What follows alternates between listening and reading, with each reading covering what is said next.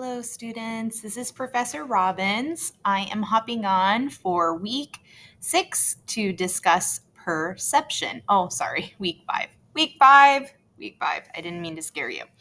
So you're definitely in the right week. We're talking about perception. Okay, so if I go into this week's assignment, I'm going to see a couple different things. You probably have seen these images, but if not, it's okay. They were pretty, highly argued on social media in the past few years. This one I kind of think puts it pretty succinctly. Let me see if I can, I don't have a touch screen anymore. Zoom in a little bit, but it says, looking at this one right here, and it says, this photo of a shoe has gone viral after some claim to see teal gray, while others seem white and pink. Great.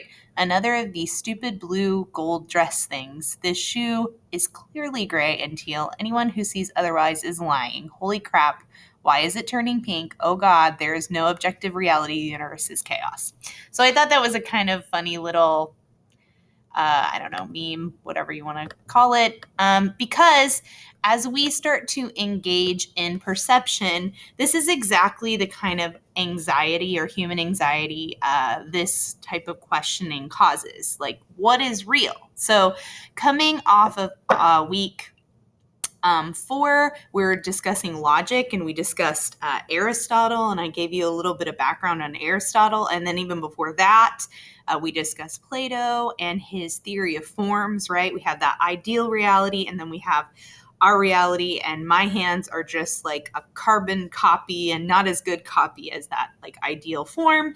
And then we have Aristotle with like kind of his pyramid, and then like the bottom layer is like kind of us, or not us, but like a really low, what he sees as like a low form of like species on Earth going, we're moving towards the top, but then like the ideal reality is at the top. And there's like, but like the physical things are real, they're just not as good as the things at the top for Aristotle. So we're kind of working with idealism versus realism when we start to get in this comparison between Plato and Aristotle. And then also talking about John Locke and our senses, which I don't know if you've read the text yet, but you'll probably hear his name come up if you haven't already. I want to discuss another guy. His name is Bertrand Russell, and he often question the nature of our reality and our ability to perceive it correctly. So I think we'll all kind of agree that none of us have 100% clear access. Nobody has a bird's eye view. None of us is omniscient, right? We perceive always through the place we are standing. So I am sitting in this chair, and my students hypothetically would be over there, or you out there, like through the screen, right? I can see to my right a collection of books. I can see to my left some flowers, but then if I don't move my head, I actually can't see either of those things, kind of in my peripheral vision, but not well. So I am limited in how I can see the world, right? Right now, if I turn this way, then I can see more. If I turn this way, I can see more, but I'm actually limited if I don't turn my head, right? So Bertrand Russell talked about this a lot. He gives the analogy or the example really of just a table, a wooden table. And he's like, on the surface, we would touch the table, we would say it's smooth. We would see the table, we would say it's brown if it's, wood.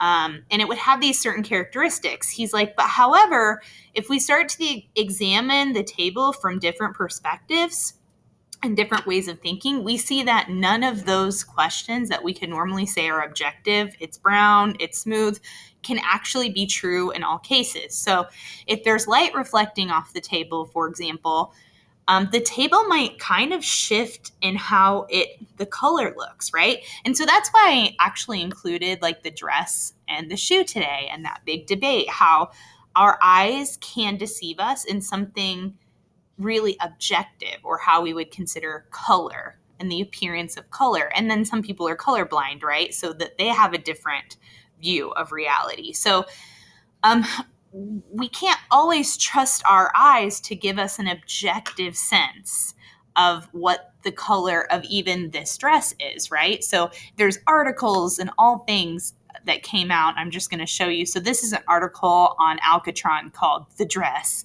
and it gives us like the scientific number of these colors. And then it gives us a video of the color of the dress according to science, which you're welcome to watch. It's kind of a fun little video to watch. So all that kind of stuff came out when this came out about the dress. So just so you know, when you're thinking about perception and the senses, this is the exact kind of stuff in society right now that we're talking about, like the color of the dress, the color of these shoes. Earlier, it was kind of like, what do you see when you look at these black and white images? Do you see, and this has been like an age-old personality perception check thing. So like, do you see a vase or do you see faces, right? And then I don't know if you've ever done those like down the rabbit hole clickbait things, like if you see a butterfly, then your personality is this, right?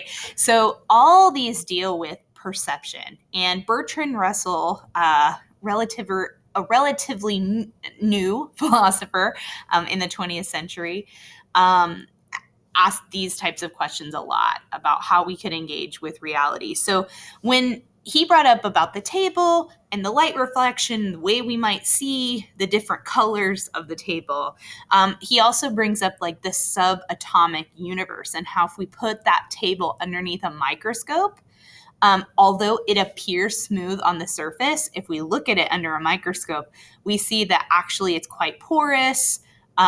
There's probably organisms in there, right? So just like the subatomic nature, all of us, as we learn more about science and like what we're made up of, and atoms and protons, neutrons, electrons, just like how the way that we appear isn't necessarily the way that we are, right? Which is kind of electrons moving around and energy, right? And reflecting light in a certain way. And so this is why I have the color hair that I have. This is why. So it's all very, very interesting. Also thinking about like special relativity, just like your position and how it's different than another person's physical position, like what we can see, and then even how we experience time, and thinking about like the time change in our place on Earth. And I mean, there's so many kind of examples. One of the most recent examples that I read about the experience of time and how it changes. Do you ever notice how when you're having a really, really, really good time, you experience time is going really quickly, but maybe listening to this video, even time seems to be like crawling by, right? So what is that? And is that real? And does everyone experience that? And the reality is, yes, everyone experiences time differently. So when we're thinking about time dilation, and that's the experience of time in different ways for different people, there's a study that came out post-COVID, post-2020, of how people experience time in relationship to how they felt about COVID. So if they had high anxiety around COVID, they experienced time more slowly than those who actually enjoyed being home and enjoyed that side of experiencing the early stages of COVID, and how they actually liked making bread and spending time with their families, and the time flew by. So it's very interesting, I thought, that study and how anxiety and the relationship to time. So I thought that was interesting and something to note. We also think about our perception being toyed with when we think about like on purpose. Like there's times when we don't mind when we know our perception is being toyed with, and we're okay with that. Like when we go to a movie and they create a special effect, or someone creates a painting, or a magician. All of those instances, it's almost like there's a social contract where we're saying it's okay for you to play with my sense of what's real, right? And then there's the kind of darker side of that, like the deep fake side of things, where we worry that it is too easy to manipulate, especially in the digital world, our sense of what's real, right? and thinking about social media and data mining and things like that, and how easily manipulated and malleable we really are. Not even how we see the world physically, but how we process and understand our beliefs and how easily manipulated we can be. So there's lots of stuff to work through here. All I'll say is really, what's the point? What's the point? So if you might be sitting there thinking, okay, like, so I can't experience reality perfectly or objectively. Why is that even a problem? And that's okay if you feel that way. That's wonderful. Or you might have a lot of anxiety around this issue, like, oh, well, how do I know anything's real or what's real if I can be so easily manipulated, right? So we have these two ends of the spectrum. And I think what would be valuable for us is to say, well, knowing that this is how we experience the world, what could be the benefit of acknowledging that there are so many perspectives that could be accurate to a person's experience? So one thing I'm going to throw in here for you to read, and I think I already have down at the bottom. Yeah. So I've given you a choice in task 3. You can either find an artifact on your own, or you can read this article, and I'll just pull it up for you. And it's, can perceptual illusions teach us tolerance? So basically the argument being, can the fact that we know that our perceptions are always shifting and always changing, whether that's physically or in our beliefs, could that create more empathy and more tolerance in society if we recognize that more deeply? So if you want to read that and write about it, great.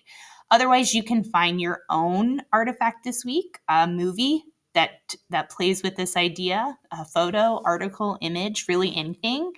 And that's for task 3. Task 2, I wanted to discuss. This is an important thing that I really want you to do, and it is an assignment, so please do turn it in on this assignment. Is you're going to find 1 to 2 sources in addition to our primary text to create this a short work. And you're going to choose one of the 3 philosophers introduced in this chapter and do a little bit of a deeper dive. So you're going to, okay, yes, that you can use Patton and Cannon, but I'm asking you to go above and beyond, find 1 or 2 more sources to teach you a little bit more about this philosopher of your choice. And I just want you to develop a 1-page essay, and that can be double-spaced in APA format. So we're looking at less than 500 words, like 250 to 300 words. You can use the keywords listed above, and you should. So the people brought up in this chapter, George Berkeley, John Locke, Martin Luther, Rene Descartes, you can choose any of those people to do your deeper dive. And again, I'm looking for APA format, 3 sources total. So Patton and Cannon, your primary source, plus 2 more of your choice. And, just 1-page double spaced. Okay. That is your assignment. Make sure you submit it on this assignment. And then task 3, you're also choosing either an artifact that you think reflects this, or you're reading the article. If you don't really feel like digging around or you're short on time, then you can just you can just read this article and then write on that. Make sure you submit to the forum as well as submitting your deeper philosopher dive, right? So 2 different things. Just wanted to make a note of that for this week. If you have any questions, of course, you can email me. Let me know. You can also look at Bertrand Russell, even though he's not in the chapter, if you're interested in doing a deeper dive on Bertrand Russell. So this week, again, investigating perception and its implications. If you need anything at all, please feel free to email or reach out. I hope you have a great week, and I'll see you soon.